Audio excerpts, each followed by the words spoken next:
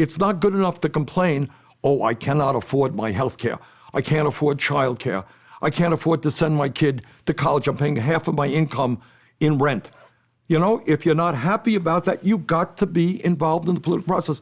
Only millions of people standing up for justice can bring about the kind of change that this country requires. And I believe that has got to happen. Thank you.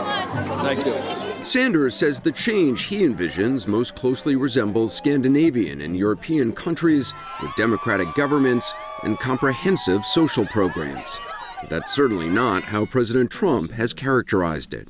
Well, I think he's a communist. And it's not just President Trump.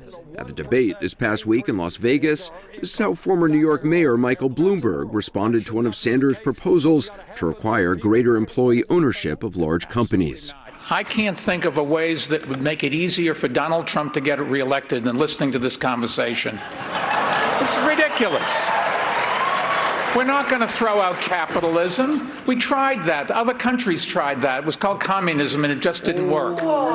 You said it was a cheap shot that he said. What's going to happen on the stage with President Trump? He's going to be doing shots all the time on you on this. And you know what?